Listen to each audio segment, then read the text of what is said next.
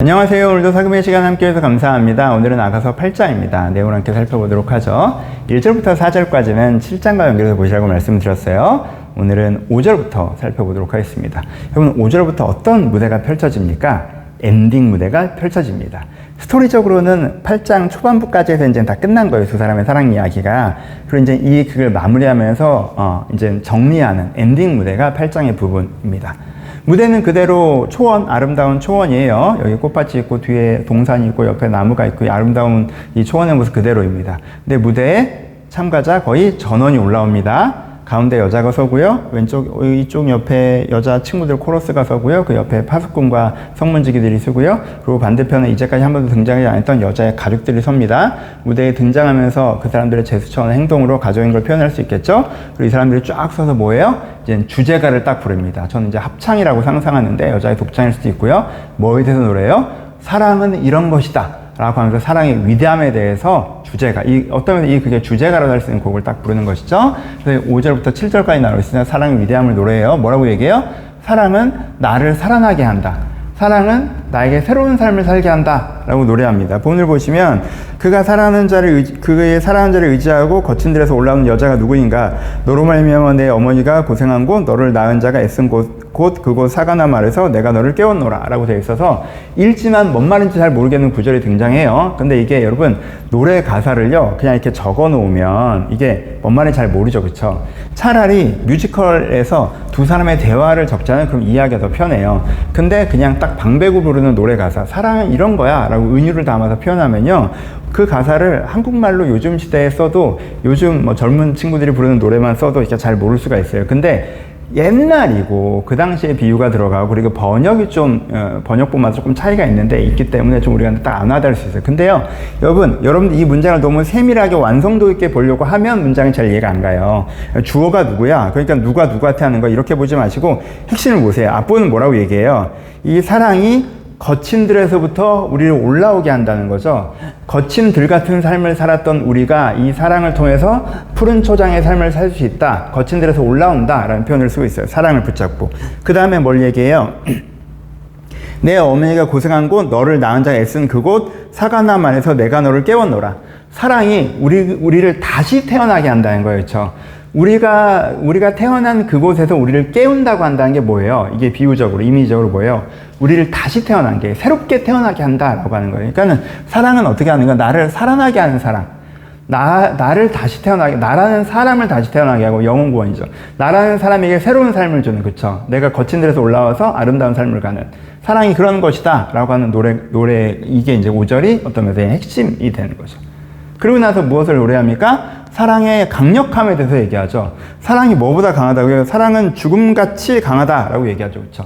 죽음은 어때요? 죽음은 모든 것을 바꾸죠. 그렇죠? 죽음은 내 외모를 바꾸고, 그렇죠? 내 삶을 바꾸고, 내 주변의 모든 내가 갖고 있던 걸 다 잃어버리게 하고, 그렇죠? 모든 관계를 단절시키고, 죽음은 모든 걸 바꿔요. 그만큼 사랑도 모든 것을 바꾼다는 거죠. 죽음이 우리의 삶의 기준에서 보면 부정적으로 모든 것을 바꾼다고 한다면 사랑은 긍정적으로 모든 것을 바꾸는 거죠. 그렇죠? 죽음은 존재하던 내가 소멸되게 한다면 사랑은 내가 다른 더 좋은 더 아름다운 더 새로운 존재가 되게 하고 죽음이 내 모든 관계를 사라지게 했다면 사랑은 내 모든 관계를 바꾸게 하고 죽음은 내 모든 소유가 사라지게 했다면 사랑은 내 소유의 감각을 바꾸게 하고 완전 새 사람이 되는 거죠. 사랑이. 죽음이 나를 바꾸는 것만큼 강력하게 나를 변화시키는 것이 사랑이다라는 뜻이죠. 그렇죠? 그리고 사랑의 강력함에서 또 얘기하는 부분은 뭐예요? 그 7절에 나온 게 사랑의 단단함, 무엇도 이것을 어떻게 할 수 없다. 많은 물도 이 사랑을 끄지 못하고 홍수라도 삼키지 못한다. 그쵸?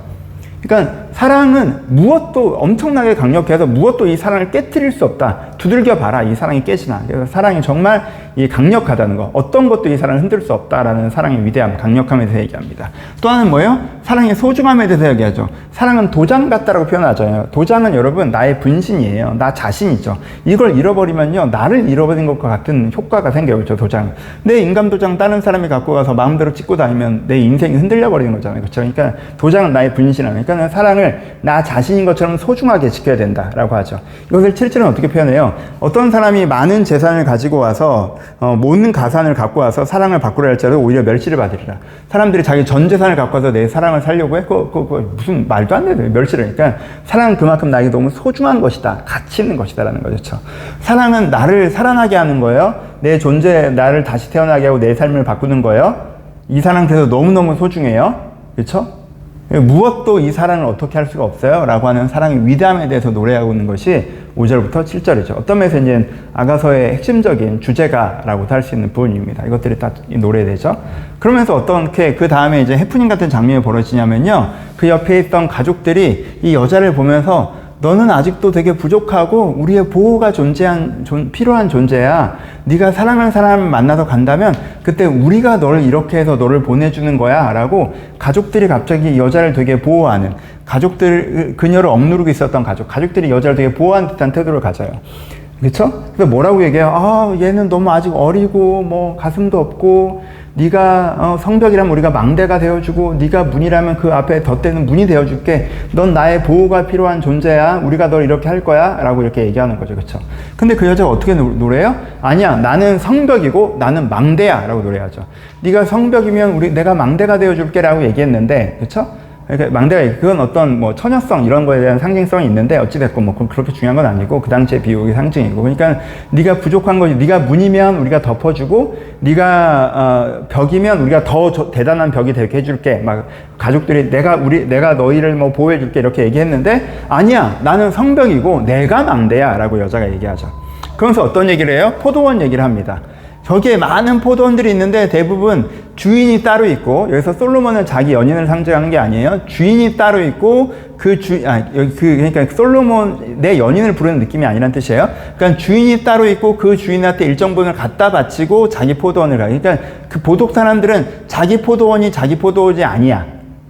거기서 뭘 얻지만 의존되어져 있어 라는 표현이죠. 하지만 난 아니야. 내 포도원이 내 앞에 있어. 그쵸? 라고 표현하죠. 내게 속한 포도원은 내 앞에 있구나 라고 얘기해요. 그러니까 나는 더 이상, 이 가족들이, 나는 더 이상 너희에게 의존된 존재가 아니야.